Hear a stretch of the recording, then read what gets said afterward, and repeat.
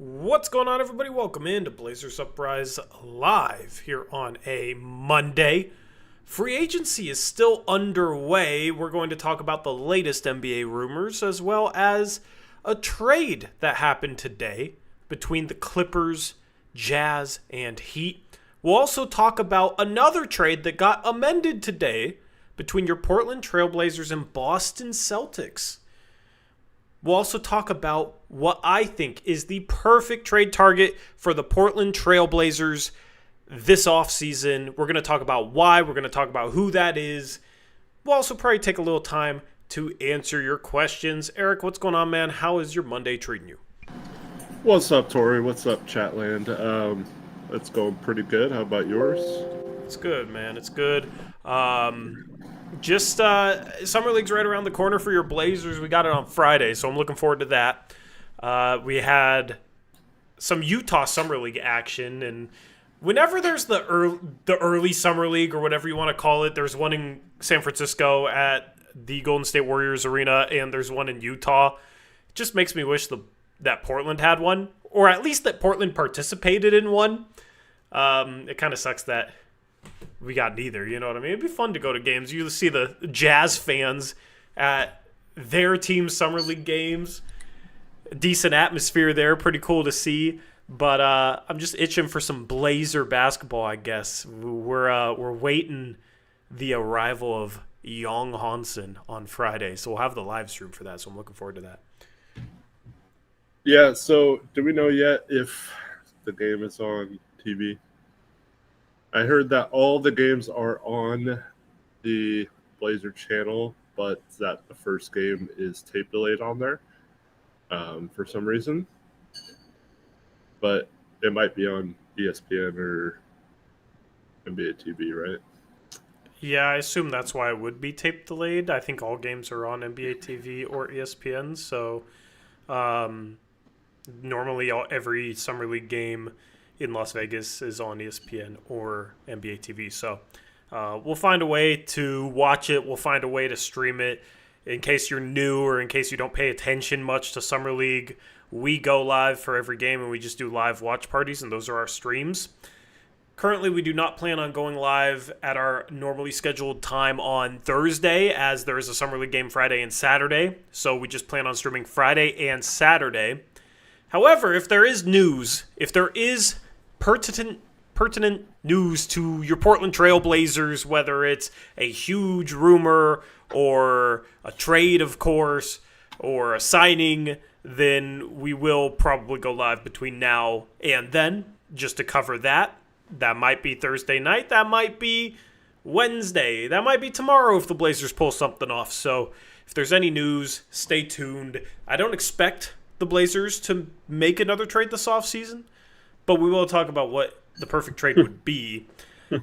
And I think to set the stage for this, so the Portland Trailblazers have 13 players under contract right now. You can see them there in the top left of the screen. They have to sign one more player. They can sign two more players. They certainly have the room beneath the luxury tax to fill out their entire roster. They were one of 6 teams, other than the Milwaukee Bucks, that were reportedly interested in Ryan Rollins, but he returns to the Milwaukee Bucks. That was interesting because that is a guard and maybe a long-term third guard behind Scoot and Sharp. He's pretty young. Developmental piece, had some good moments in Milwaukee last year. I thought that was an interesting report, but the Blazers still have something left to do this offseason. Now, the most Blazer thing would be to re-sign Delano Banton. However, the Drew Holiday-Anthony Simons trade became official today. We'll touch upon what went down there in a second, but it was reported that Drew Holiday is going to wear the number 5, Eric. Does that suggest at all that the Blazers are actually going to finally sign someone new and not just bring back Delano Banton?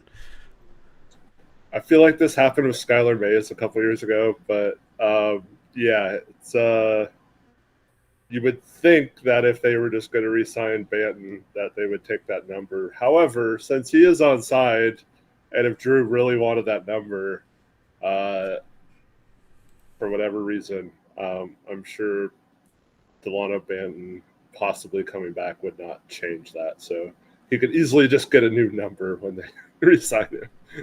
Yeah, I'm really hoping it's not. A comment in chat says that there's a podcast that said the Blazers are done and don't need to do anything right now. So the Blazers do have to fill out this 14th roster spot. I don't know when the deadline is. They could wait until after Summer League. They could wait until August, I believe. So they don't necessarily have to do something right this second. But with them having interest in Ryan Rollins, like, it seems like, let's assume that interest is true. I'm not sure. But the Blazers are definitely looking to fill out that 14th roster spot because they have to. And maybe they wait and see if a Summer League guy pops, but that's very unlikely. They're better off just looking to fill that roster spot either with a lopsided trade, and we'll get into it, of course. We'll get into what I think is the perfect trade for them right now, or just signing a player, because they do have the full mid-level exception. They do have the biannual exception, which is $5.1 million. I assume if they were going after Ryan Rollins, it would have been for the biannual exception. So that is a piece that they can put in play. I just think, if you look at Rollins, he's more of a third string, maybe could become a second string guard. And maybe that's what the Blazers are looking at right now. Maybe not somebody to come in and play right away because there isn't much rotational talent out there on the free agent market. Maybe they're looking at younger players that they could see as a part of their future after they move on from guys like Drew Holiday or maybe Jeremy Grant. Yeah, or they just promote Bryce McGowan's roster and sign Sean Badula. I mean, considering Bryce McGowan's isn't even on their Summer League roster or a two-way, I think that is over and done with, but I thought he was a two-way still. I don't believe so. No, he's not. He's also not on their Summer League team, which you would think he would be if they were still. He's too good for Summer League.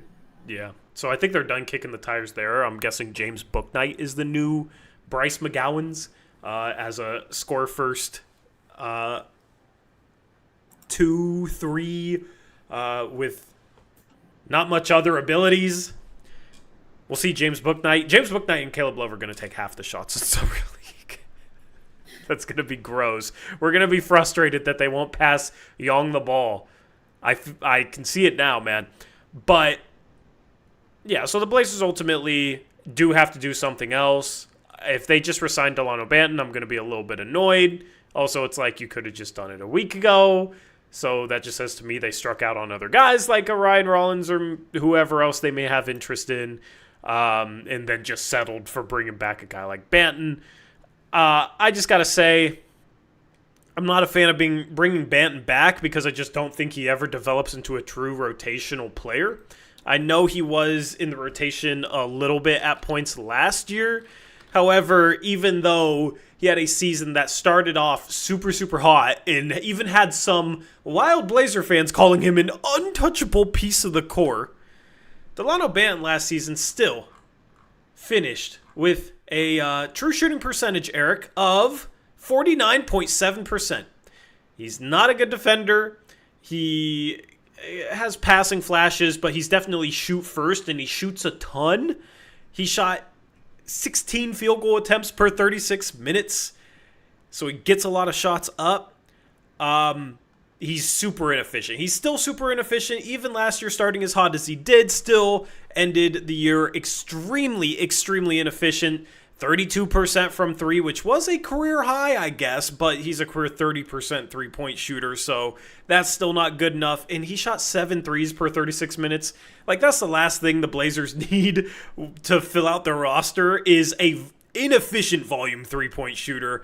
They already kind of have Sharp, who gets a lot of them up, but you understand it. He's more of a part of the core and has the upside and just needs to figure out his three-point shot. A guy like Banton shooting 7 threes per 36 at 32%, 39% from the field, and just the tunnel vision that he showed last year at times.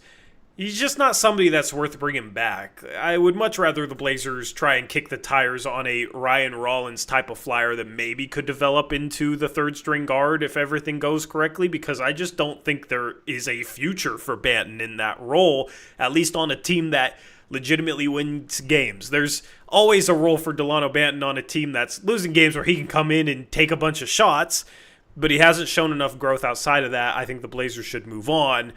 They're going to have to sign someone to that 14th roster spot, and I'm just hoping that it's not him. Rooting for the guy, of course. Like, this is nothing personal. It's the NBA, though, so hopefully they bring in somebody else. Well, I think if you look into the interest in Ryan Rollins, he only played about 15 minutes a game, but he was really efficient. Shot over 40% from three, 48.7% from the field, 60% true shooting percentage. So maybe they weren't looking necessarily for like a third guard. Maybe they were looking for a more efficient player that if they need to play can get the job done a little better. And had an okay defensive season as well. So he's not much of a passer. I guess per 36, his numbers probably look a lot better, but still only 4.6 assists per 36 for a point guard. You'd like to see that be a little better, but I think, or I'm hoping at least, the interest in Rollins was because they recognize they need a little bit better shooter / more efficient player in that role if they're going to have a player like that signed to the 14th roster spot.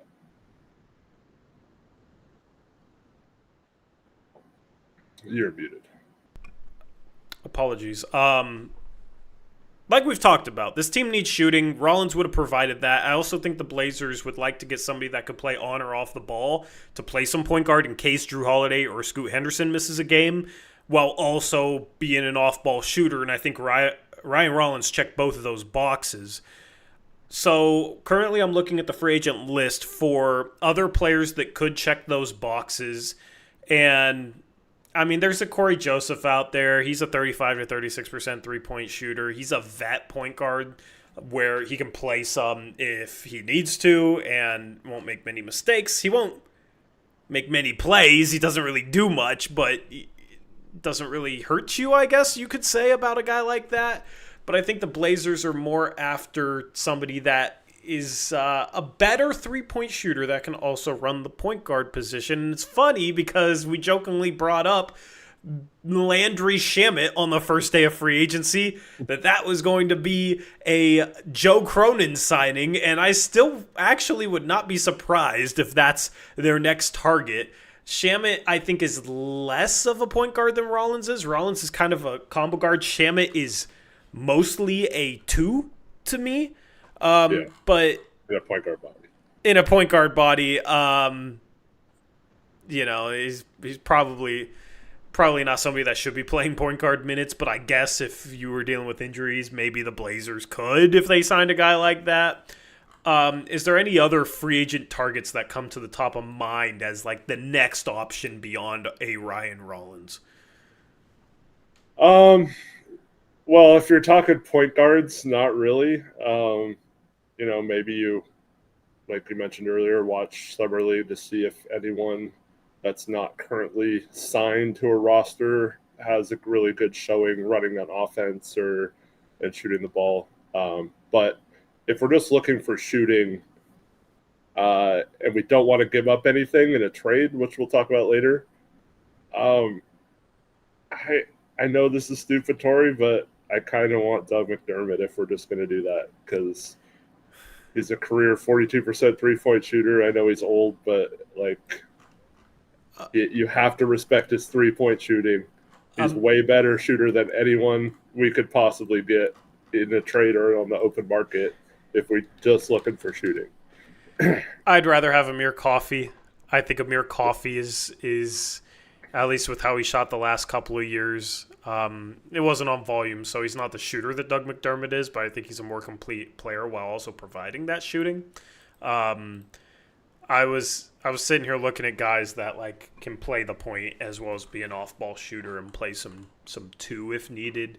I think Alec Burks could potentially be that guy where he's more of a 2, but he's a veteran player. People in chat are mentioning Seth Curry. bring him back from. Yeah, I don't really like him playing any point guard at all at this point in time. Yeah, But I mean, he is a lethal shooter. With he's been here before. Man, it's been so long since he's been here. But of course, he provides that shooting need at a guard spot. So he's just a 6'2" shooting guard essentially. I think if the Blazers don't find another point guard, if Drew or Sharp gets hurt, then you're going to see some Point Denny minutes, which I'm fine with. I'm fine with that. Especially considering Jeremy Grant is still very likely to be on this team. And, you may start Grant with Denny at point if you really want to get wild. If, you're bringing Drew off the bench and Scoot gets hurt. I don't know. But you could see some bench lineups. Some big bench lineups with Denny at point. I'd rather have Denny playing some point than Delano Banton playing some point. So I think that's a need that they're going to address, though. I think they're going to go find somebody that can handle the ball. And the thing is, there's some good point guards left out there on the market. I feel like it's the deepest position right now, but some of these top options are not options for Portland in the role that they'd have him in. Like, Chris Paul's not going to spend the final year of his career as a third string here in Portland unless the Blazers gave him so much money that he was like, screw it, why not? I'll just ask for a buyout at the deadline. I don't think Russell Westbrook is coming here, and he's not the type of player that the Blazers need. Malcolm Brogdon, I mean, he can shoot. He's been here, but he's also somebody that is much more likely to go to a contender and be a backup third guard somewhere else. Maybe it's a team like the Clippers who just traded Norman Powell and could use a backup like a Brogdon. Although they are tied to Bradley Beal if he gets bought out, so we'll have to watch and the Chris Beal. Paul. They're tied to Chris Paul as well. So the point guard position, you still got like DeAnthony Melton out there as a guard. He, of course, had a season-ending injury last year, but he's somebody that's shown some 3-and-D ability before. I could see that being a Blazer option as well. And for going the trade route, I think if we get a backup point guard via trade, it's still most likely Gabe Vincent, who isn't good, but. Yeah, I just don't know what the trade would be that would bring him here realistically. Because I don't think Grant is realistically getting traded. I have accepted that he's going to be on this team next year. I kind of accepted that a while ago, but it's becoming more and more obvious by the day. So without trading him, it's like, I think the Blazers are trying to keep Rob Will because who knows if Young Hanson's ready to play backup minutes right away. And then Duaparith probably should not be your backup center if you're trying to win games. So you kind of need Robert Williams going into next year. And the other guy, I guess, is Thibault. I just don't see them moving Thibault for a player of Gabe Vincent's caliber. Yeah. So I think eventually both teams will settle on it. Well, I guess this is wishful thinking. I'm not saying this because I think it'll happen. Let me change what I'm saying there. But I think just looking at the two rosters and seeing that the Lakers, for some reason, gave Jackson Hayes more than the minimum, which puts them in a tough spot financially. It seems like it would make sense just to 3-for-1 Vincent, Vanderbilt, and Kleba for Jeremy. They're not going to do that. I'm pretty confident of that at this point. I think it already would have been done. Yeah. It's like, why the wait? Especially because these teams have seemed like they've talked before regarding this. The Lakers are probably pursuing cap space for next year. Trading for Grant doesn't help with that. So I don't think Grant's going to get traded. I think the Blazers are stuck with Jeremy Grant. I think he's a massive negative contract. And it's something that Joe Cronin and this organization are going to have to live with. They're going to have to live with the contract that they gave him in free agency of 2023. It's funny how Cronin, since then, is just like, yeah, actually, I don't want to do anything in free agency. It's like he's scarred by that contract that he gave him. Well, it's instead of getting rid of the contracts, he just traded for another 3-year bad one. Yeah. So I don't know what's next for this team. They have to sign a shooter and or somebody that can play some backup point. They do have 2 roster spots to do so. They could do both. This just kind of feels like something where they're just going to keep a roster spot open, though. Oh, for sure. That's really what it feels like. Which, you know what's funny is one of the arguments for not bringing Damian Lillard back was like, go find somebody that can play with the last roster spot. And it's like, we've seen this team not even sign anybody to the last roster spot, let alone somebody that could actually play. And it feels that way again. So I never understood that argument against bringing Dame back.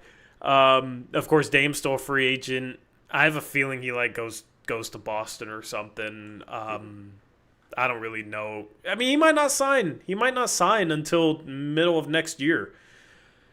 He might just rehab in the Portland area. He's in the Portland area, at least according to his social media. So Second Among says no waiving and stretching, Grant. So it's a little different. You saw it with the Bucks and the Suns now waiving and stretching these massive contracts. Well, the Suns not yet, but they might. Oh, I thought they officially did today. No? Did I miss something, chat? Rumored? Okay. Yeah, it's only rumored. But it's been rumored for weeks now, so I don't know what the holdup is.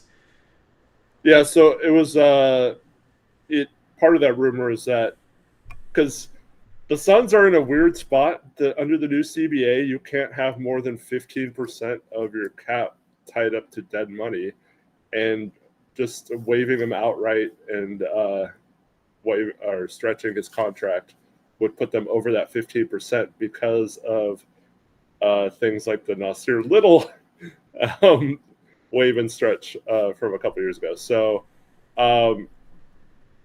he was rumored to be taking a buyout that was just enough money under that so the Suns could waive and stretch it and be under the apron or whatever. I think they'd have both aprons actually by doing so. And then that's the same thing for the Bucks. They only did that because they were like a second apron team, and this actually allowed them to get far enough under that to under the cap to sign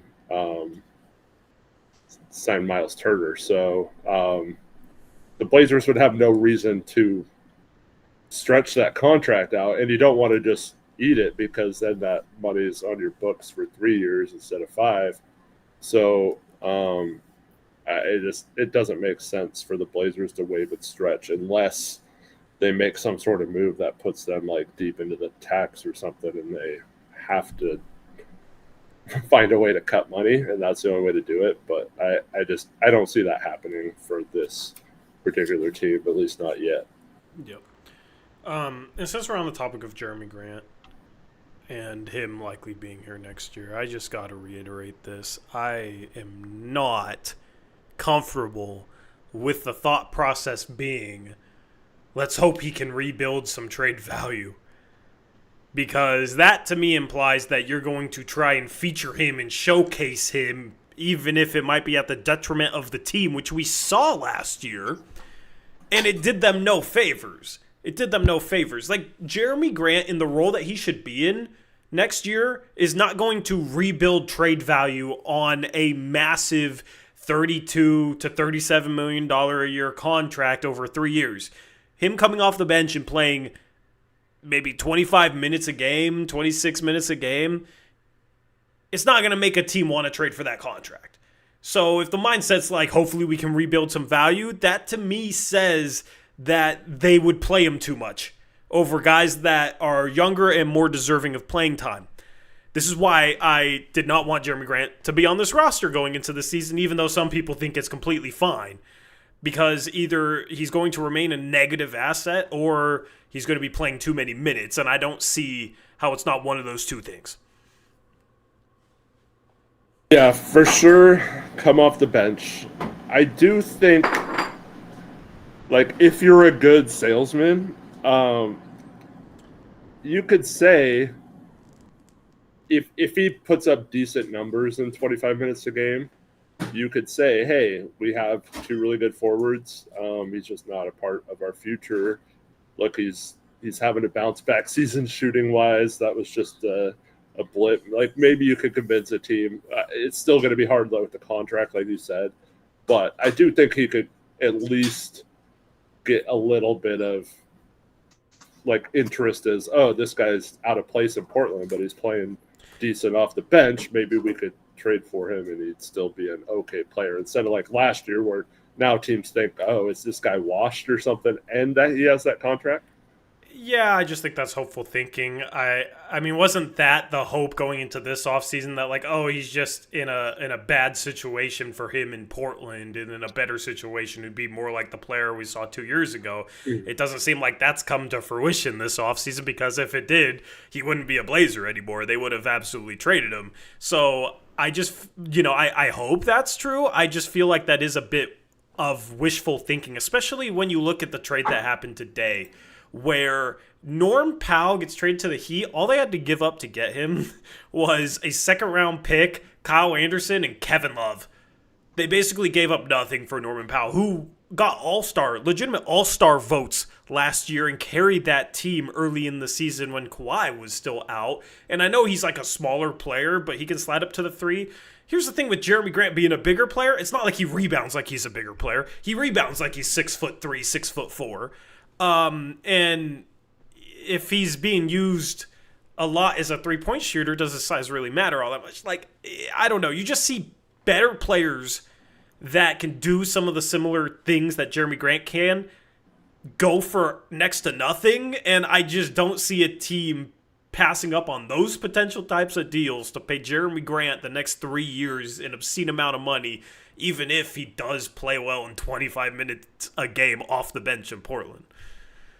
Yeah, what I understand is wishful thinking, but I'm just saying if he has better shooting splits, then at least you have that, because that's the problem this summer. It's that the shooting splits are bad. The summer previous, yes, his contract sucked, but you could say he shot 40% both seasons here in Portland. Like obviously there's some major flaws and weaknesses in his game, but at least he's proven to be a knockdown three-point shooter. Now you can't even say that in a trade discussion, or like when teams are looking at him as a potential target. And so if he just gets that percentage back to somewhat respectable or near 40%, then at least you could say, oh, well, Jeremy's coming off the bench. He's regained his shooting form. And, maybe you just need one stupid team. I just don't think him coming off the bench and regaining his shooting form goes together, because what did he say in his exit interview? He talked about how like the changes in the offense, like he struggled with it, and you could see he struggled to build a rhythm. And what the changes was Chauncey Billups was no longer force-feeding him the ball, giving him a bunch of ISO possessions to get going, contested mid-range pull-ups to get going, and he struggled to build the same rhythm because he wasn't as featured. If he's coming off the bench, he's going to most likely be even less featured than that. And he's also, when was the last time he came off the bench? It's been, well, I'm on his stat page right now. The last time he played a game off the bench was in Denver in 2020. So it's been 5 years, 5.5 years since he's come off the bench. I just don't think it's something where like his role gets reduced even more, his minutes get reduced, he comes off the bench, and all of a sudden he finds his rhythm again. Because I think that's going to be an adjustment period in itself. And he struggled, even though he was playing heavy minutes last year, still he struggled to adjust to simply not being force-fed the ball. Yeah, but just knock down some threes and you're fine. Like he's been a good shooter at points in his career. I don't think that's like completely unrealistic to say that he makes 4 out of 10 threes off the bench. Yeah, I just think it's very hopeful. I'm not counting on it. I'm not counting on it. Oh, I'm not counting on it either. I would be very, very surprised if he's a 40% shooter coming off the bench next year. I would be very surprised if the Blazers A, handle him the right way, B, he shoots 40% off the bench, and then C, Cronin is able to offload that contract without attaching assets. Like, that just is too many unlikely things to go right in a row, in my opinion, for me to even like consider as a possibility. I think it's much more likely he plays too many minutes or shoots under 40% from three or continues to be a bad contract. Like, one of those things is going to happen and it's going to be a problem. So that's just where I'm at with the whole Jeremy Grant thing. And I feel like I've been pretty spot on with the Jeremy Grant thing the past year. Like, I was the one warning people a year ago that hanging on to him could be a very, very bad thing and his value could decline.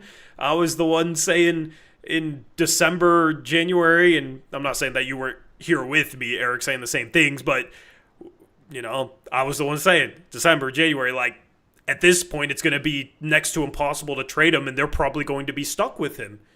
And then he doesn't get traded at the deadline. And now it's July 7th, 2025, and he's still on the team. Every step along the way, it's kind of been exactly as I've predicted. I would love to be wrong at some point, because at this point, I just think it's going to be pretty impossible to offload him, and I would love for them to be able to get out from underneath the weight of this contract. So I'm rooting against my own opinions at this point.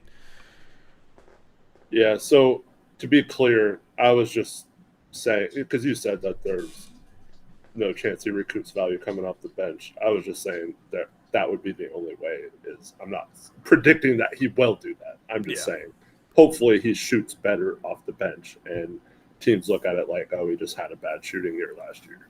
Yeah. And like, to anybody that still thinks he might get traded this offseason, I mean, never say never. Never say never. But my question would be, why hasn't it happened yet? Like, why the wait? Why has it not happened yet? You know, there's been people that just continuously push the narrative that, like, Joe Cronin can't make any mistakes and therefore it's not a negative contract and Cronin will be able to trade his contract. And they're still hanging on to that narrative on July 7th, 2025. That would be my question, is what's the holdup? Who's trading for him? I just don't see it happening. The only way I see it happening is if there's some like convoluted kind of handshake agreement between the Blazers and the Lakers where the Blazers bought out Ayton so he could sign there, and then the Lakers trade for Grant to repay the favor. That's really the only thing I could possibly see. If that doesn't happen, I just don't even know what team would trade for him at this point. Yeah. So Miles says in chat, I think you guys underestimate how hard Jeremy's going to try and push his way out of Portland or out of this team. What? When has Jeremy ever cared about that? Like, he's like the most, and I'm not like, this isn't a diss or whatever. He seems fine. Like, he seems very nonchalant. So, like, I don't think he cares if he's here or not, or traded or whatever. Like, it does. Like, obviously, if you traded him to a contender, I think he'd probably be happier. But he doesn't seem like the guy who's gonna be a problem and like cause some sort of stink if he's still on the roster. Yeah. So there's a comment. I thought he sounded super disgruntled at the end of the year. Maybe that's just me. I mean, he did, but so did Anthony Simons, the exit interview the year before that, and he was brought back and didn't cause any issues, and now we finally traded him. But, like, Grant's not going to come in with that attitude. That's the end of the year just finished. Like, you get some of those types of exit interviews. He was just candid about how he struggled and how it was a rough year for him performance-wise, and he's still getting paid, and he knows he's getting paid a lot of money. He and his agent know, they're not stupid, they know that how much money he's getting paid right now is making it that much harder to trade him. Yeah. So if you're Jeremy, like, how can you even complain? Your agent got you a phenomenal contract, got you paid an obscene Rich amount of ball. money. Yeah, good old Clutch Sports came through and got him an obscene amount of money. And it's like, this is a product of it. This is a product of it. He's basically untradeable. So I don't think he's going to cause a stink. Because what's that going to do? It's not like Portland's not trying to trade him. It's not like he has to motivate Portland to try and trade him, right? Portland is definitely trying to trade him. They just can't. So what is him causing a fuss going to do for him? It's not going to do anything. He's still on this massive contract. It's not going to change that. And it's not going to change Portland being completely unable to unload him. So, like, sure, maybe there's a chance that there's a trade out there. But it's starting to get to the point of the free agency period of the offseason where teams are starting to get set in stone for the most part. Every day that goes by that he's still a Portland Trailblazer, it's just that much more likely that he's here on opening night. I think at this point, there's about an 85 to 90% chance he's here on opening night. Would love to be wrong about that, but I listen, maybe this is the offseason where Cronin just trades everybody because or gets rid of everybody because he got rid of Simons, got rid of Ayton, so maybe this is just his offseason to finally do some things. I would love for that to be the case. I just feel like those two moves were a lot easier than this one. Yeah, if you're a betting man, it's like easily the betting favorite, and it's like massive, is that he's still on the team and that Joe just signed someone to that last roster spot or maybe trades for someone used in the mid-level and makes one little move and that's it, right? that's got to be the Vegas favorite. And so, yeah, like I'm not going to expect any move to happen, but and I'm also not for trading like an unprotected Orlando pick to get off him either. no. Like, it's Now just that we have Drew, especially, right? yeah. Now that you have Drew, you just brought on another kind of bad 3-year contract that you're aligning with him. At this point, it's like you made your bed, now lie in it. Don't give up a really good asset to undo what you did 2 years ago. Mm-hmm. Like, the upside of that Orlando pick, if everything goes terribly for them that year, if they deal with a bunch of injuries, could be the face of the franchise for all we know, right? Yeah. And it's at least another shot. Like, you might be able to draft that guy even if it's not a super high pick, even if it's a pick, in the 20s. We've seen, Jalen Brunson was a second-round pick. Nikola Jokic was a second-round pick. Those guys are really hard to find, but it's just another shot at maybe drafting one of those types of guys. Or using that capital to trade up in the draft. Like, it's just a good asset to have on hand. I'm not with using it to get off Grant unless it's, like, lottery protected and turns into, like, a second-round pick. And that's, we get off Grant that way, where it's like, yeah, we're just hoping they suck and it's only a second to get off Grant. Like, maybe you could talk me into it in that sort of situation. But at that point, you're trading him as a negative asset. At that point, the whole narrative that he's not a negative contract or a bad contract is completely disproven immediately. And it's like, Cronin should have never given him that contract because now he's having to pay to get off of him. So, at the end of the day, they're stuck between a rock and a hard place. I've said this for months. And if there's not a way out of it, there's not a way out of it. The worst thing to do is to get so desperate to get out of it that you give up way too much to get off of them. And then you're just sitting there without as many assets as you should have. And then what? So, yeah, not a fan of it. Not a fan of it. Like, he'll be an expiring contract in 2 years. And if they can't find anything for it, they could do a similar buyout like they just did with Ayton, for all we know. And he could go sign somewhere else that he wants to sign. So, yeah. That's just my thoughts on this situation. Shout out to Woody Woo with the 75 donation.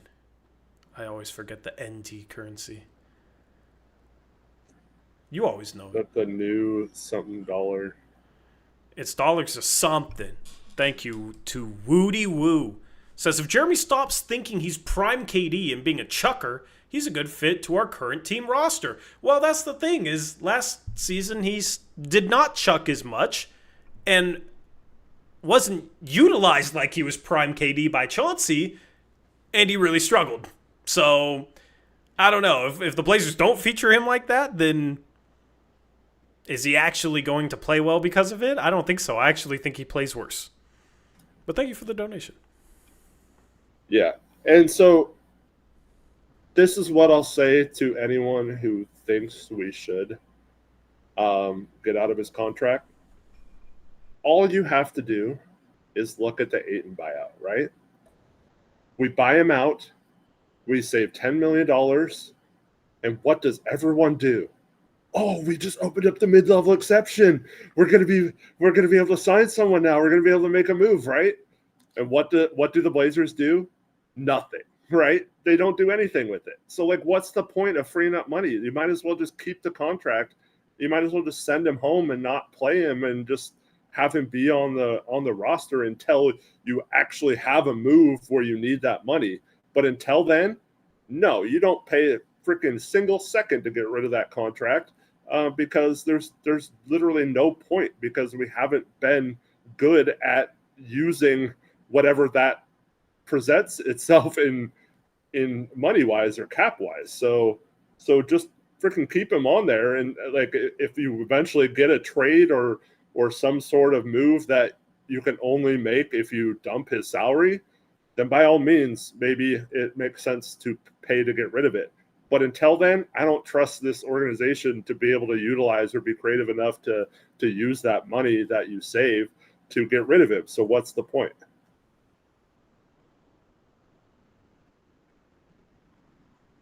You're muted again. Damn, man. I hate that. As I was saying, I am tired of the Jeremy Grant conversations. I don't blame you if you're tired of the Jeremy Grant conversations. I wish we weren't having the Jeremy Grant conversations anymore. I really, really do. But this is for sure going to be our Anthony versus Scoot for this year, right? Well, at least we're not arguing with him against right, yeah, like, you know what I mean? At least everybody agrees. Like, this isn't as much of a debate. This is just common sense. Like, it's a bad contract, man. I guess that's the debate. Is it actually a bad contract? Anybody that says otherwise, I don't know what the hell to tell them at this point. So yeah, I'm tired of the Jeremy Grant conversations, and it just feels like we're having the same conversation over and over again. But I see a lot of you Blazer fans that get excited at the thought of potential trade ideas for Grant. I see a lot of Blazer fans when he gets brought up is maybe we could trade him to the Lakers. I see a lot of Blazer fans saying, yeah, you better give us Dalton Connect. And it's like, the Blazers are not in a position to ask for anything beyond just pure cap relief. They're probably not even in a position to ask for all expiring contracts. They probably have to take on a Jared Vanderbilt type of contract.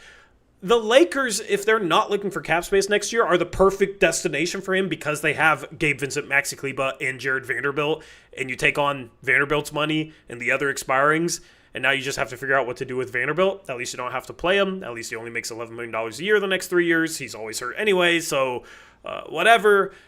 And then you get off of the other money. They just lost Dorian Finney-Smith. They have a need for a forward of that archetype. Grant's a little bit more offensive-minded. Finney-Smith's a little bit more defensive-minded. But they have a need, right? So if they're not doing that trade for Grant, it either means that's just further proof that Grant is a massive negative asset, or that Cronin is overplaying his hand again and saying, no, we don't want Vanderbilt's contract. We want Rui and Kleber. And if Cronin's doing that, then oh my goodness, does Portland have a problem with their general manager? There is no way Cronin can sit here doing that at this point. So either way, like, if he gets traded, he gets traded. If he doesn't get traded, that's just proof of a problem. So, I mean, we'll find out, I guess, training camp rolls around and we have media day, it would be very interesting to hear from Jeremy Grant. Maybe Cronin pulls a miracle off, man. Like, never say never. It only takes one stupid team, so I'm not going to sit here and say there's zero chance he gets traded. And I hope that I'm wrong about his value. And I hope that we're doing a trade stream. And I really, really do. Like, does Cronin have one more shocker left in him? It would be a heist just to trade him for expiring contracts at this point. So that's the latest on Jeremy Grant. I know we spent last stream dedicated to him. I don't want to spend all this stream dedicated to him. But also, just to finish off this conversation, any of you that still is pushing the narrative that it's Dame's fault he got that contract, please stop. 2 weeks, 3 weeks before Dame requested a trade, we were sitting here on a live stream essentially saying that he was going to, because Cronin was not going to trade the third pick. Oh, spoiler, he didn't. He wasn't going to trade the third pick. He wasn't even seriously considering offers for the third pick. And it was going to result in Dame demanding a trade. And Cronin did exactly that. And if we could have foresight with what Joe Cronin's actions would cause regarding Dame demanding out, then Cronin should have also had that same foresight. And if he couldn't even have that level of foresight, then that's a him problem. That's his fault. He had to know what was coming. And then also there was stuff about, behind the scenes. I don't even want to get into the weeds of like Dame actually demanded a trade before then, because some people will believe it, some people won't. But my goodness, I don't see how you can argue that Cronin did not see that trade demand coming. The writing was on the wall. If Cronin used the third pick and didn't do anything trade-wise, that Dame was going to ask out. And guess what? If you're not going to do anything, you don't just sign Jeremy Grant to a massive contract like that without Dame actually committing to staying with Portland. And I guarantee you Dame didn't say, yeah, I'll stay with you guys. I really want to be here. And then Jeremy got paid and then he changed his mind. Dame's not that type of guy. So anybody that thinks that's how it played out, I don't know who you've been listening to, but that's just not reality. And I just, unfortunately, have to keep stating that because we keep having people in our live chat that keep trying to push that narrative to put the blame on Dame and not on Cronin, who gave him that contract and should have seen the writing on the wall. So just had to reiterate that again because some people still deny that. Yep. And if you believe that Joe Cronin sat there with Jeremy Grant negotiating a contract because he thought re-signing Jeremy Grant, who Dame had already said multiple times, do not draft young players, trade the picks, and then he publicly wanted a better roster. So if you think simply re-signing Jeremy Grant and drafting 3 young players, doing the exact opposite of what he asked for, if you thought doing that was going to lead to, this will convince Dame to stay. I mean, you're incredibly naive. Yeah. I mean, there's just no. You're desperately clinging to a reason to not blame Joe Cronin for that contract, and it's ridiculous. It's the most frustrating. It's the most frustrating narrative right now that I like. It's my pet peeve. I always have narratives from Blazer fans that are my pet peeve at a given point in time. That is my number one pet peeve. That narrative, my number one pet peeve right now. So yeah. Anyway, moving on, because I mean we could keep going on that, but you still got some rumors across the league. The Kings are currently the number one potential suitor for Jonathan Kuminga. They're pursuing him heavily. I wonder if the Blazers could get in on a potential sign and trade. So I think the reason why Kuminga hasn't signed is the Kings are trying to figure out a way to sign and trade for him. Given that he's a restricted free agent, they can't just sign him outright. I think Kuminga would like to possibly go to Sacramento and maybe get featured a little bit more heavily there compared to a team with Stephen Curry and Jimmy Butler. There's a guy that I like on Sacramento, man, and that's Devin Carter. I would love for the Blazers to take a flyer on him as the third guard. Now, he's not a pure three-point shooter like a Ryan Rollins, but like long-term third guard who's a great defender off the bench. That's somebody that I would like next to Scoot and Sharp as a third guard. Who did you say? Devin Carter. If there's a way to get him in a 3-team sign and trade where Kuminga goes to Sacramento, that would intrigue me. I feel like Golden State would just be better served just taking him back and having him as a piece of their rotation potentially next year. Yeah. Sacramento would have to trade out other salary as well, but that's a guy I would try and bring into Portland if possible. Yeah, absolutely. Yeah, if we could swing that, I'd be down. Yeah. And here's the thing is like maybe Portland has to take on a salary Golden State doesn't want with the MLE to take on Devin Carter as well. I don't know what salary that would be from Sacramento off the top of my head, but like that's how you can potentially use the $14 million mid-level exception to absorb a contract. Maybe that isn't of a great player, but maybe you get rewarded with it with a player that fits your core long-term, right? So that's just one example of a way to use the mid-level exception. It's funny because the restricted free agent market is completely dead this year. Completely dead. You still have Josh Giddey, who's a free agent. You still have Quentin Grimes as well. Quentin Grimes, Jonathan Kuminga, Josh Giddey, the top 3 free agents on the market right now.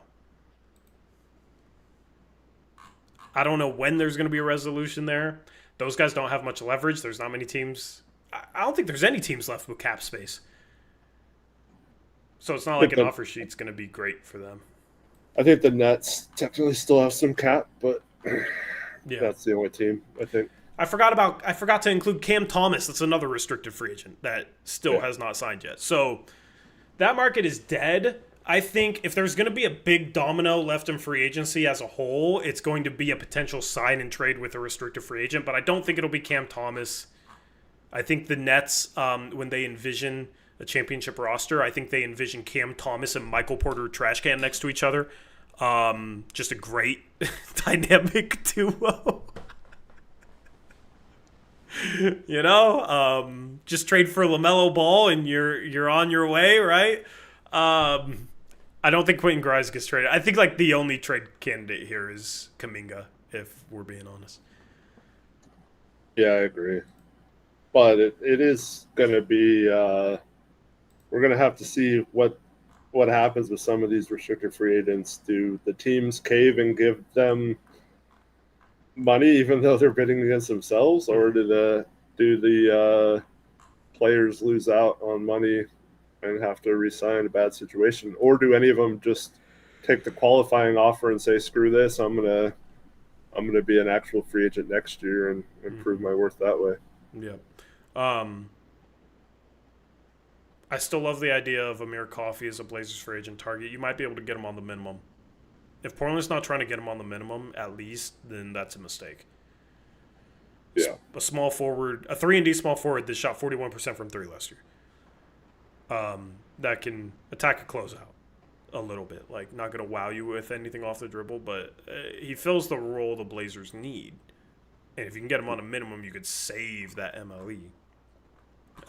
He's probably the best free agent target that's not like a past their prime star or a restricted free agent. Because, like, the top free agents, other than the restricted free agents we named, are probably like Bradley Beal if he gets bought out, Russell Westbrook, Chris Paul, Al Horford type of guys. Ben Simmons. Hey, man, go all on defense. Yeah. Ben Simmons and Al Horford. Yeah, you know, it's like, no thank you. I'm just reading off top 25 free agent lists right now. No thank you to GP 2 weeks. No, big hell no. Like, Chris Boucher doesn't really make sense when you're stuck with Jeremy Grant. Tamani, Denny can all play some 4. You got 4 centers right now. Like, Boucher doesn't really make a ton of sense for Portland. If they trade Jeremy Grant, then I actually think he could. And apparently, there's been a report that the Blazers have shown interest in Boucher. Of course, he went to the University of Oregon, shot 36% from three last year. His career three-point shooting numbers like 33, 34%. But I like Coffey to fill that shooting void. There's really no other like pure shooters at a wing spot. Maybe Garrison Matthews. I could see Garrison Matthews being a Blazer signing. He's let me look up his numbers. He played for the Hawks last year and shot 39% from three, career 38% three-point shooter. But basically, the pickings are slim on the free agent market. They really are. Like Cody Martin, Corey Joseph, Landry Shamet. These are in the top 25 free agents. Now, all these guys are listed above Delano Banton. You got Precious Achiuwa, Trey Lyles. At the 22nd best free agent, according to a Bleacher Report, is Eric Sky Delano Banton. But yeah. DeLon Wright, Alec Burks, Malik Beasley's 25th ranked, and that's for reasons outside of his play. So there's really not much out there. This is a way to lead into this conversation. The perfect potential trade target for the Portland Trail Blazers just seemingly became more available with a move that his team made. And that was the Washington Wizards trading 2 second-round picks for Cam Whitmore. Apparently, the Rockets wanted to trade him to an Eastern Conference team, and he's from the DMV area, so it seemed like the Rockets were doing him a solid. He ends up in Washington. He, of course, is a shooting guard, small forward type, scorer, athletic, some upside, young, fits their timeline. And that, we assume, made one Corey Kispert more available. Because Kispert's a little bit older. They have multiple young wings. They have Chris Middleton. They're going to play him next year. It just doesn't seem like Corey Kispert is a part of the Washington Wizards' future. To me, I think Kispert is the perfect trade target for the Portland Trail Blazers for their mid-level exception. So Kispert this season is making a shade under $14 million. Let me look up his contract on SpotTrack. So in 2025-2026, Kispert's making $13,975,000. That barely fits into the mid-level exception. The Blazers could go to Washington and just offer them relief off that salary. Now they have 2 additional second-round picks from the Drew Holiday trade that they were initially going to trade the Celtics. We haven't talked about that yet. We'll finish the show with that. But now they get to keep. So maybe they could put that in play for Corey Kispert. So I'm not just saying this because he's a Gonzaga legend. He's a career 38% three-point shooter, was 36% last year, but is truly a knockdown three-point shooter that can play the 2 or the 3. He's not much of a passer. He's not like the greatest rebounder either, but he's a pretty smart player. Like, he's a good cutter. He also had really good moments with Denny Avdia's last year in Washington. Those guys have some chemistry. I love the idea of Corey Kispert on this team, just playing within the flow offensively and being an off-ball guy and being able to shoot the 3 ball the way he can. His second year in the league, he shot 42% from 3. Then it was down to 38%, then 36% this past season. I think on a team with more shot creators, he could get potentially better looks than he did in Washington, which was just a mess the past couple of years. I would have optimistic hope that he could get back to being a 38 to 40% three-point shooter on volume as well. Per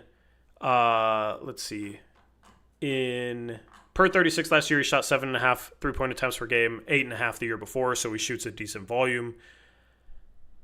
And I think he just serves that need that the Blazers have right now. They need three-point shooting, and they need three-point shooting with a guy that can play the two or the three and is primarily an off-ball player, unlike Jeremy Grant. So I love the idea of Corey Kispert. I think that is the perfect trade target for the Blazers at this point. And the Wizards wouldn't have to take any salary back. The Blazers could use the MLE in trading for him. Of course, maybe they could trade Matisse Thybulle, since it seems like the Wizards are valuing expiring veterans because they got CJ, they got Marcus Smart, they got Chris Middleton. I would trade Matisse Thybulle in a second or two for Kispert as well, simply because Kispert fills more of a need than Thybulle does. What if it costs a first, which seems like that's what they're asking for? Of course, they're going to ask for a first. I don't think they get a first. You see what other guys have gone for. Norman Powell is a shooting guard small forward that is a better shooter than Corey Kispert, and he just went for a second, Kyle Anderson and Kevin Love. Mm. So I don't. But he's older and on an expiring contract. Yes, but I don't think. I think he's a clearly better player. I don't think the Wizards are going to get a first for Corey Kispert. I think if you're the Blazers and you can offer a package with seconds and the MLE so they don't have to take any salary back, I think that has a realistic shot at getting it done, and I think that would be the perfect trade for them. I have a different player that I think is the perfect trade for them. Mm-hmm. And I'm kind of surprised that I'm going to say this. Blazers should have offered the Celtics a chance for more cap relief and had Georges Niang included in that trade. Georges Niang? I thought you were going to say Sam Hauser. Nope. Georges Niang shot 41.3% last year from three on 6.6 attempts and is a career 39.9% shooter in 9 years. If we traded Jeremy or something, didn't play him as much, or he sucked this year, he could be our backup forward. And seemingly would cost less than Kispert or whatever is on an expiring contract too. I just, looking into it today, I was like, man, like this seems like too good to be true, right? Like every time I watch Georges Niang, I swear he misses every three. I know, so yeah, maybe he's a 0% three-point shooter for the Blazers, but like just looking at his numbers, I thought they were way more consistent than I thought he would. And this isn't someone who you have to like hope gets back to shooting 38 to 40% like Kispert. He actually does shoot the ball really well and is also a good smart player, is a better defender than Kispert. So I mean, neither are. Is he a better defender at like the two or against some smaller threes though? Because he's more of a four. I mean, he's more of a 3-4. Yeah. Yeah, like he's also right there with Kispert in terms of being a solid trade target. I just like Kispert more because he's more of a movement shooter. I feel like that's something the Blazers need. If they're going to get more creative offensively, they're going to run more sets. I feel like they need to fill the role of somebody that like can come off screens and like run into 3-point shots, which I don't know. Like Niang strikes me as more of like a catch and shoot, stand still 3-point sniper, and you can certainly knock him down, where Kispert can do that, but also is more of a movement shooter. I don't know if there's advanced metrics out there that prove or disprove that. But at the end of the day, I think the Blazers need somebody that, you know, can run baseline to the corner, catch the ball, turn and fire, and knock down threes. Come off pin downs to the 3-point line and catch and shoot if the defender goes under, or curl and get to the rim. Like, come off screens away and be able to run into 3-point shots. Like those types of actions. The Blazers, I feel like, have nobody that specializes in catching the ball on the move and knocking down threes. They traded away the one guy who did. So, that one guy was also a lot more ball dominant than, that archetype needs to be. So that's my hope, is that the Blazers can find somebody that ultimately fills that role within an offensive system. Yeah, absolutely. I guess they're hoping Sharp improves in that area because he definitely has the game where he could eventually be that, but yeah, you need more than that too. Just He's at the point where all those screens, like guys are just going under. yeah, Guys are just going to take away the drive, and it's like, all right, try and beat us with your 3-point shot. Sharp will reach a whole nother level. He might reach stardom if he can ever become like a consistent 36% 3-point shooter off the dribble and off movement, where he makes defenders go over on screens and then he just has a lane downhill. Like he'll dominate. But until I see that from him, like it's hard to even view him as that for me, just because of how rough the 3-point shooting's been in the past couple of years. yeah. Howie asked which contract is worth Drew's or Jeremy's. Jeremy. I think it's Jeremy's easily because Drew. I think if you put him back on the market, there would be some teams that would be interested in him. Jeremy, as we know. Yeah, there was teams that were reportedly interested in Drew. The Kings were one of them. We don't hear any teams reportedly interested in Jeremy for a reason. Yeah. Christian Brown's not available. I think the cherry on top for me with Kispert was like he and Avdia played well off each other and have some chemistry there. Also, he's from the Seattle area. He's a Northwest guy. Like that's another potential reason, right? He's not going home, but he's going as close to home as he can be. And maybe he'd like that. So I think there's a lot of reasons to go after Kispert. I think they're not going to get a first, and at some point it's going to be like, do we really want this salary for a guy that probably doesn't fit the direction we're moving towards with our young talent and as many young like wings and forwards as they have?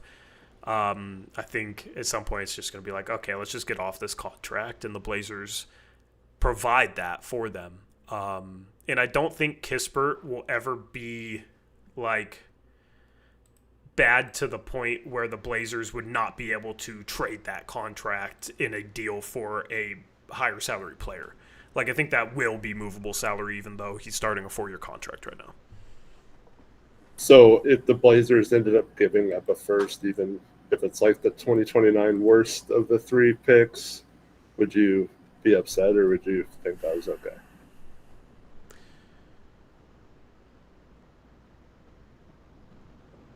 I would try and protect that. It just feels like the type of trade Olshey would have made, where he gives up a little, he overpays for a role player.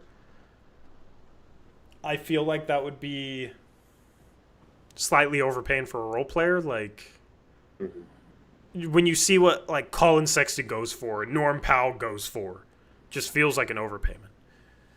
Yeah. Yep. But that's why I came back to Niang, because it feels like Boston is trying to save money. I just feel like he'd be easily gettable. Maybe give him those seconds back that you got back today. Yeah. I would rather have Sam Hauser than maybe either of these guys. I just think they would have traded him by now. Yeah, I don't think they traded Hauser. So I mean, the Blazers, Sam Hauser's 6'8". I was going to say they could have drafted the next one in Kobe Brea, but he's a little smaller. Yeah. They could have tried to trade for a second-round pick to draft him. Honestly, that I would have been very happy if the Blazers like traded their way into the second round and drafted Kobe Brea. It was just like, this is going to be our movement shooter. This is going to fill that role with our 9-man rotation going forward. Like, maybe not this year, but for the long term. And I know people say, like, Kispert's not a good defender, blah, blah, blah. I don't think he's, like, a good one-on-one defender by any means. I do think you have to take advanced analytics with a grain of salt. I think he can be fine as, like, a team defender if he has solid defenders around him and he's not asked to do too much. Here's the thing, like, the Blazers, if you're going to have a knockdown shooter, a lot of those guys are not the best defenders. Like the 3-point specialists, a lot of times they're not good defenders. You just hope that they don't completely screw up your defense. right? And here's the thing with a guy that's coming off the bench too. It's like if he's hurting your defense on a given night, you don't have to play him 30 minutes, 35 minutes, right? You can kind of deploy him a little bit situationally depending on what you need. Now, he should still play every night. He should still play, a certain amount of minutes every night. You don't trade for a guy making that much money just to not use him. But it's about having the option and the ability to play a player that can be a movement shooter, can knock down threes, can cut, can fill that role. And if you're sitting here saying, like, no, we can't have, like, this guy's available, and offensively he's exactly what we need, but nope, he's not the best defender. When you're sitting here with a ton of great defenders and desperately need shooting, then that's how you convince yourself to never fill that need, never fill that shooting need. Like, you can't just sit around and wait for the perfect player. Oftentimes the perfect player doesn't become available. Fill the need now. And then if the perfect player becomes available later, then you trade for them later. Or you find a way to make it work. Maybe you overpay slightly because it's the perfect guy that can do both. So the Blazers, I think, will have a chance to draft that guy with like the 2028 Orlando first, potentially. So it's a little bit more of like potentially a stopgap option until the Blazers maybe find somebody they like a little bit more that fills that need. But I think a stopgap option is fine when you're just trading an MLE for him and you're trying to be good next year. And the biggest glaring weakness and the biggest obstacle between the Blazers and them being good next year is their three-point shooting problems. So it's like either you're trying to fix that and you're legitimately trying to be good next year, or you're just sitting here like pretending like that's not an issue and you're going to deal with the fallout and the problems with it next season. Yeah, to me, I somewhat agree with the defense thing, but he's not the shooter that these other guys are on other teams, that like a Sam Hauser or a AJ Green type, right? So like there is a world where he's not a 40% three-point shooting player, and it's not necessarily the type of solution that, like I was mentioning earlier, just getting a stopgap for a year like a McDermott and then going after AJ Green next offseason or something like that, where you have more of a long term, or like you said, use a draft pick on a shooter or something like that. I don't know.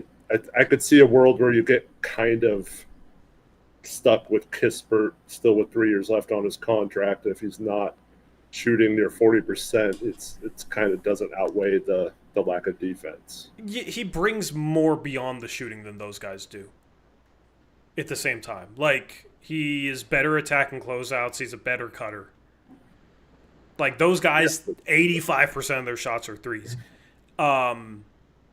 So, yeah, if that's, like, the only thing, sure, yeah, those guys might be better targets, but also it's like, is AJ Green available? Is Sam Hauser available? Doesn't really seem like it. I said, you have to wait a year just if you're just looking for a stopgap for a year. Yeah, but I think it's just worth a chance. Like, you bring him in. He's been a career 38.2% three-point shooter, but he's a better cutter and better attacking closeouts. And the combination of that with the movement shooting and him maybe getting a little better shots in Portland than he did in the mess that was Washington, like, that combination is intriguing to me. Especially at a time where Portland needs to revamp their offense and brought in all new assistant coaches, and Chauncey's talking about how they need more movement. They need more player movement in the half court offensively. I think Kispert helps with that as much as like anybody they could trade for right now. Yeah, he is better at attacking closeouts. I just don't know if it's like that good to warrant everything else. Like, I don't know. I could see a world where he still kind of struggles. It just isn't that good of a player. I mean, I guess, but ultimately he's a good cutter, good shooter, good movement shooter. I want the Blazers to fill that role, no matter who it is. because they're trying to cultivate more movement in the half court next year. Yeah. Chauncey talked about it in his Exeter interview. Like, that is absolutely a priority for this team. But if you don't got the guy to fill that role, then how do you fill that role? You're gonna have Sharp fill that role. Like, the thing is I would want to fill that role next to Sharp, next to Scoot, next to Denny. But theoretically, if you had a guy you absolutely could not leave open for three, which I'm not saying Kispert isn't. Like, you still have to respect his 3-point shot too. Absolutely. But if you had just a lights out shooter, I think you could get. I mean, I'd rather have Tamani and Sharp cutting off of, AJ Green spacing the floor than necessarily a shooter that can cut too. Yeah, I mean, I don't think he spaces the floor really noticeably more than Kispert. Like, I think at a certain point, a guy becomes a good enough 3-point shooter that you have to defend him and you can't give him open threes. Like, I think the difference between, like, what'd you say? And you think Kispert's there? I mean, I think the difference between, like, a 39% three-point shooter and a 42% three-point shooter, obviously the 42% three-point shooter will make, 3 or 4 more threes for every 100 attempts they take. But I think in terms of the spacing and the defenses having to respect it, I don't think there's much of a difference. I think a defense has to fully respect a guy that's like a 39% three-point shooter. Yeah, but Kispert was 36.4% last year. So there, yeah. Yeah, but like, as I said, this is the hope of he would get in line with his career averages, which is 38%. He would also maybe get a little bit better 3-point looks in Portland, playing next to a bunch of guys that can create compared to the offensive mess that was Washington.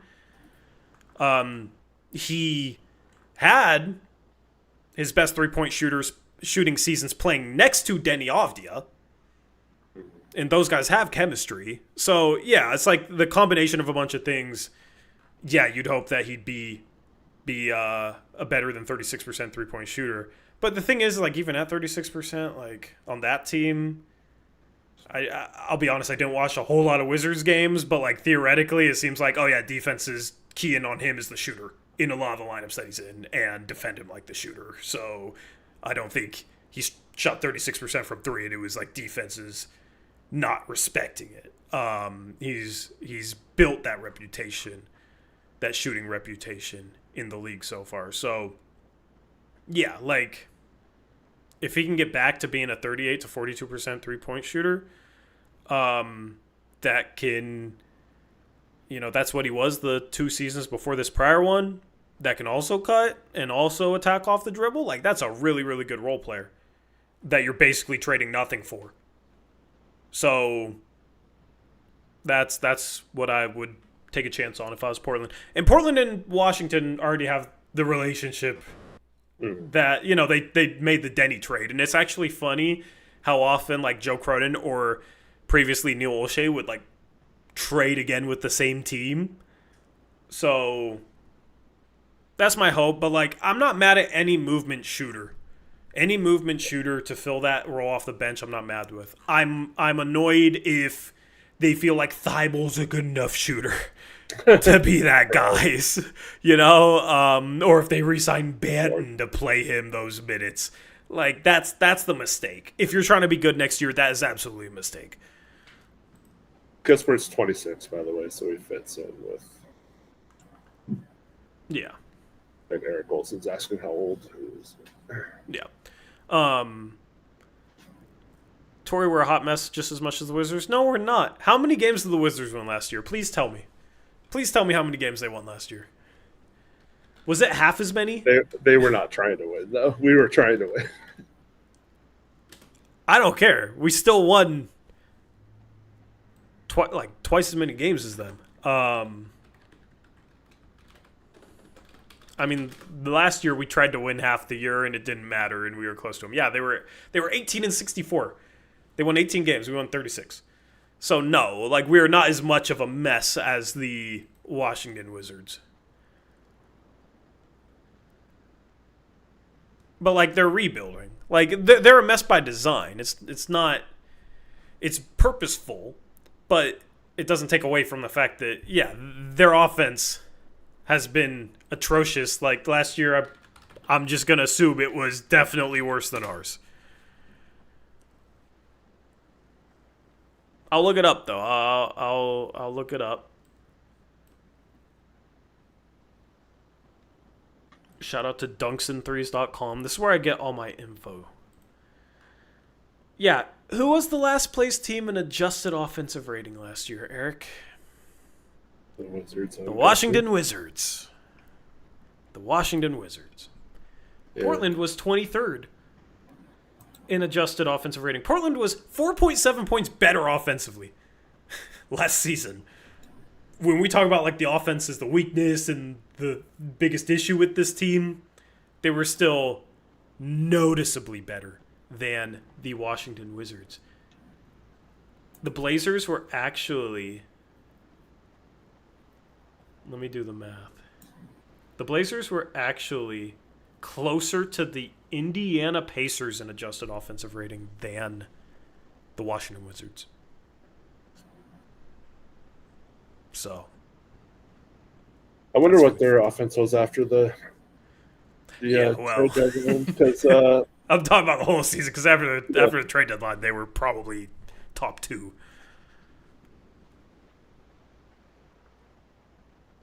In games, at least when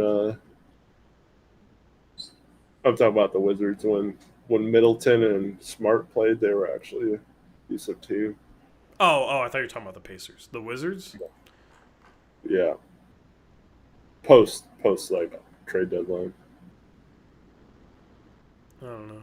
They were still 30th at the end of the year, so it couldn't have been that good.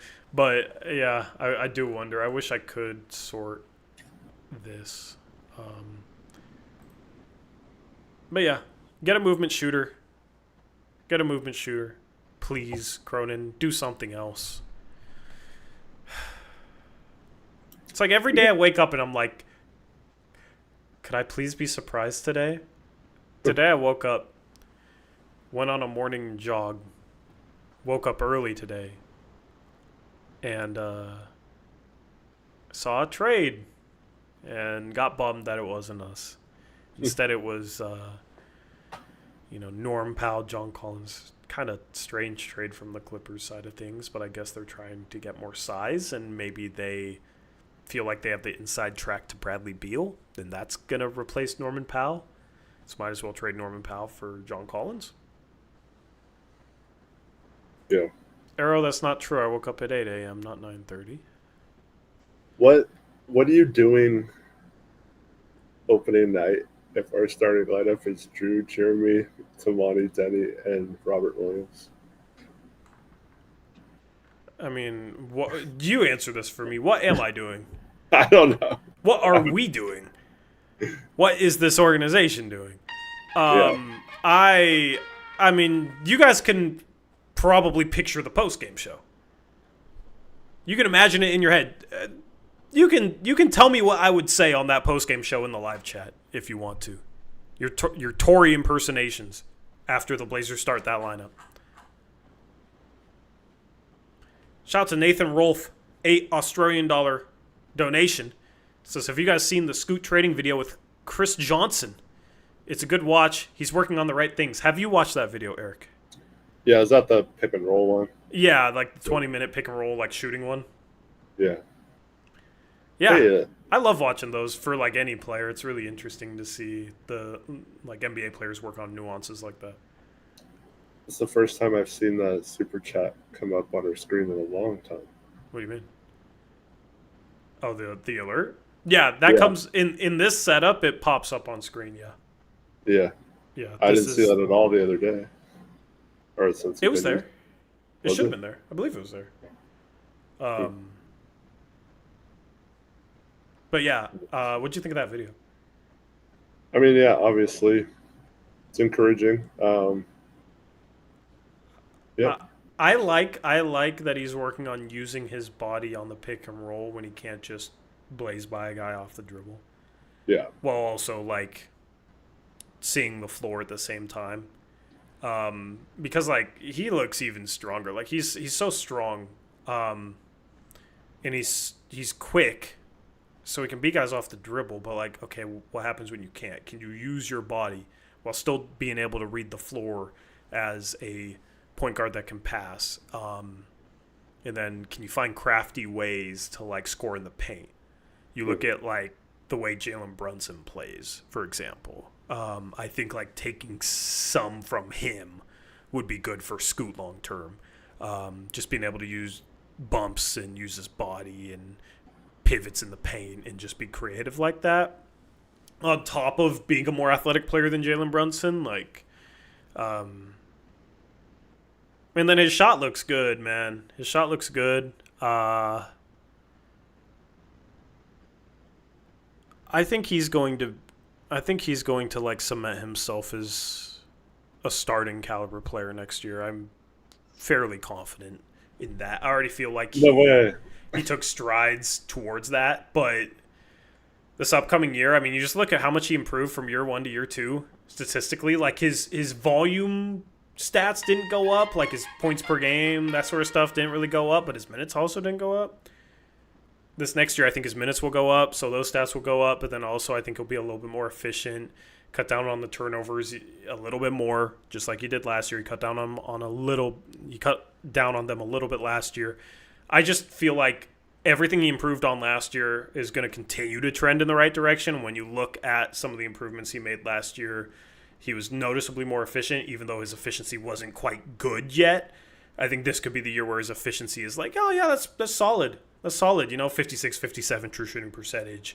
Like if he's playing 31, 32 minutes a game, like I could see him averaging 17 and 6, 17 and 7 with some good defense. And that's not like stardom yet, but for a guy that is 21 turning 22, if that's year 3 and he continues to just show steady improvement, I feel pretty good about him eventually being able to be like a 20-8 guy, a 21-8 guy with maybe above average defense. Like that's fringe star caliber, right? Like that's getting into that territory.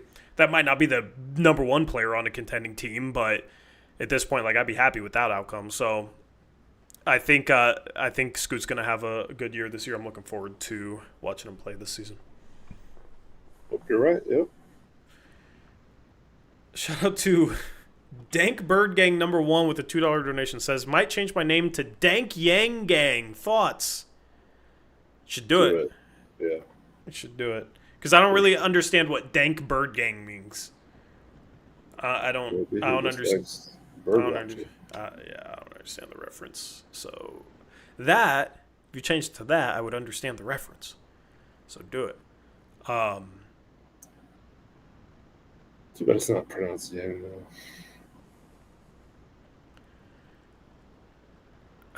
What is this comment? Assuming Hansen Young is worthless in 2026. Why would you assume he's worthless in 2026?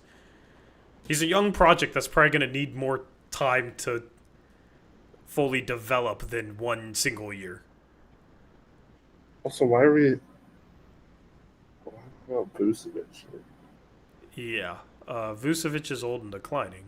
Well, he had a good year this year, but like he's presumably on the downside of his career. He's 35 years of age. Don't really understand that.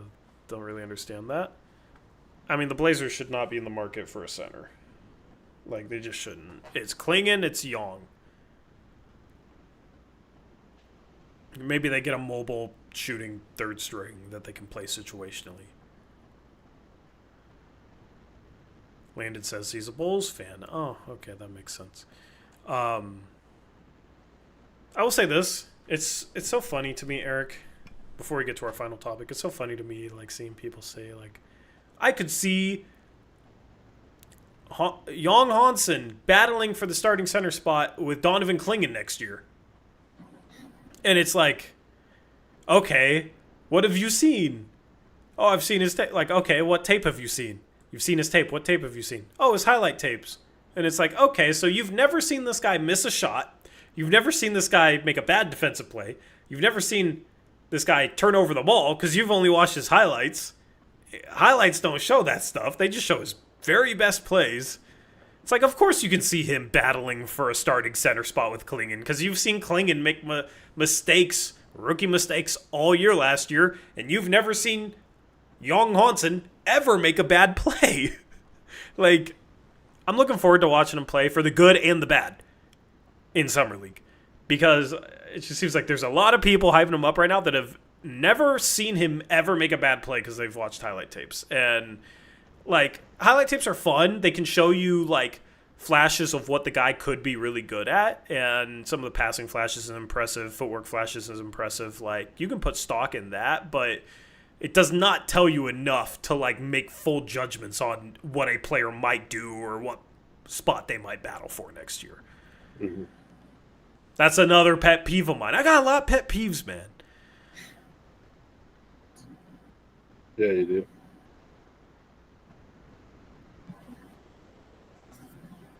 All right, you want to move on to the trade? Yeah, so the I'll let you talk about this one. So, people were speculating. This is one of my pet peeves, that when people think that something that doesn't happen immediately with Joe Cronin means that something else is in the works. We can go back to like Nurk not signing on the first day of free agency a few years ago. Yeah. Just all kinds of stuff like that. Anyways, people were speculating, the Anthony trade isn't official yet. Could Joe be adding to it or expanding the deal? No, he can't. It's just that Drew failed the physical, and the Blazers still wanted to trade for him anyway. We'll see how good of a decision that ends up being. Did he actually fail the physical, or was it just like? I mean, what was the details of the? There are no details, but something with his finger. But he said he's healthy and ready for training camp. So, okay, do you trust that the physicals brought up enough info that the Celtics apparently were willing to be like, okay, yeah, you're right. Let's just rescind these 2 second-round picks. But no, he's perfectly fine and ready to play too. Like, no, like, trust this organization to. So the way it sounds like they found something that's like a. I don't know. This is what it sounded like to me. Okay, I have no idea, but that's why I'm like not sitting here saying anything. That's how they're spinning it to sound, but we don't know what they actually found. If he failed the physical, I don't think they'd still trade for him. You don't. No, I mean, you just saw the Mark Williams thing last year with the Lakers. Like, it's not like the rotation would be that different. They have reasons for making the trade, of course, but like if he has a failed physical on top of that contract, I think they would just back out of the trade. Yeah, it's semantics, but having to change the deal because of the physical is a failed physical technically. I'm just guessing it was a yellow flag instead of a red flag. Okay. A yellow flag. Does a yellow flag equal a failed physical? I don't know.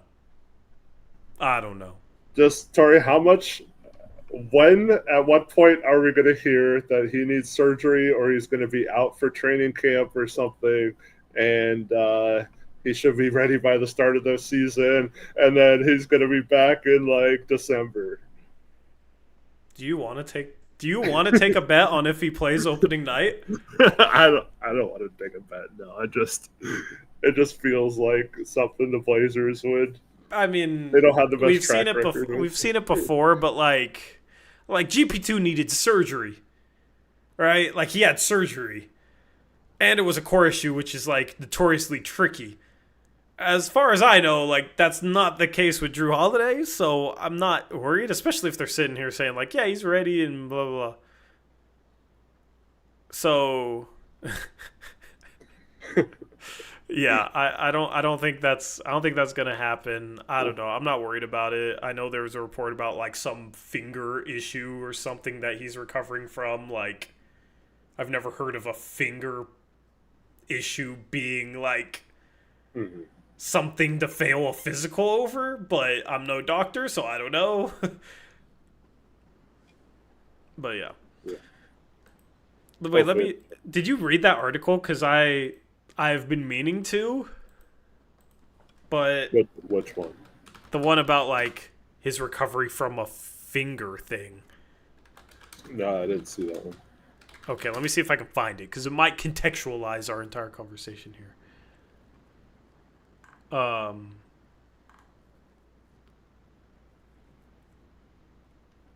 Okay, I searched on Twitter, Drew Holiday finger. I see a tweet. Drew Holiday on the pain he feels in his injured finger from March 14th.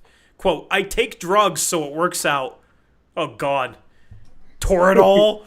More Toradol? He had, last year he had mallet finger. What is mallet finger? I've heard of it, but I don't know what it actually means. The team announced in October that GP2 had surgery in the summer. Listen, I'd rather have a player with whatever mallet finger is than core issues. Oh yeah, of course. But I don't know what mallet finger is. Somebody in chat. Okay, here we go. Arrow. Mallet finger is an injury to the tip of your finger that causes it to droop downward, making your finger look like a mallet. That sounds gross. Apparently he has mallet finger on his pinky. Maybe that's why his shooting went from 42% from 3 to 35%.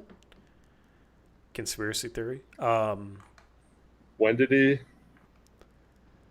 have this? I don't know. There was a lot of talk about it in March.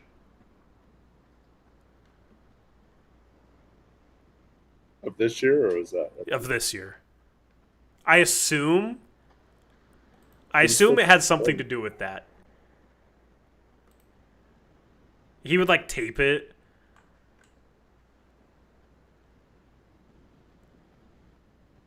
So, mallet finger is an injury to the tendon that helps straighten the dip joint, the fingertip.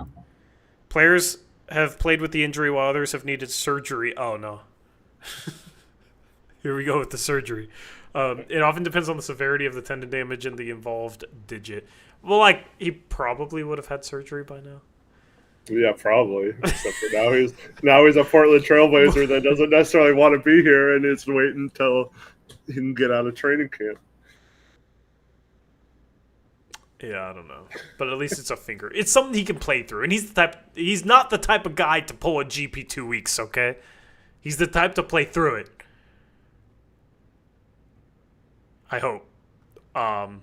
Anyway, yeah. So I just assume it has something to do with that. Like that wasn't fully healed, and they discovered that in the physical, and maybe Boston didn't really disclose that, and they went to Boston like, yeah, so he still has this finger thing, like he still needs time to recover from. We need to take out the second round picks. That's my best guess. But I mean, they should have already known that if you just looked it up and he had that issue in March, so I mean, maybe if it's still an issue, I guess 4 months later, that's a problem. But yeah, to me, that I don't think like Boston would hide something that was public information. That would be like us saying, "Oh, we didn't know Gary Payton had to have core surgery when he was hurt in the playoffs." Oh, I don't know. This weird thing has happened. It sounds like he's gonna be ready to go, so that's why I wasn't like. I don't know. That's why it's like, is it actually a failed physical? I don't know. It doesn't seem as serious. We saved 2 second-round picks, so we have those back for us to trade for cash at later points. So. To trade for Kispert, you mean? Yeah. I mean, we already had second picks.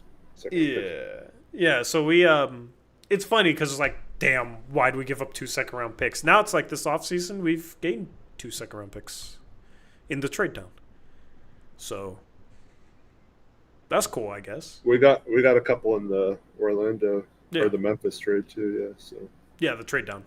Yeah. Yep, we got an extra first and saved a couple seconds and got a couple seconds. So yeah, we actually added assets. I know. Look at that. Anyway, we'll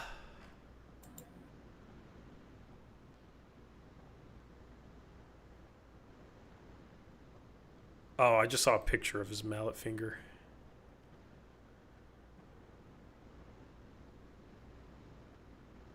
Yeah. Yeah, that looks kind of gross. And it's on his right hand. That shouldn't really hurt his shot, though. It's his pinky.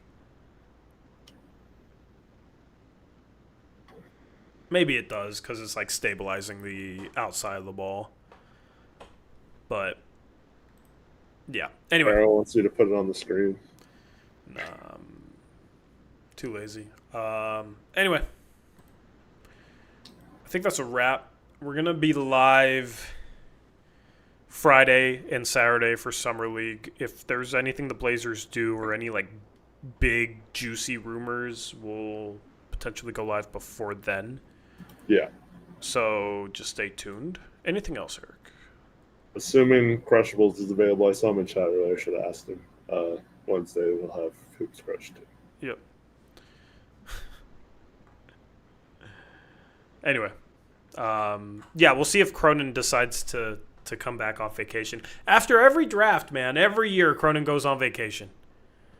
Like he had to come off vacation to get those second round picks back, so at least he did something. No, that was an intern.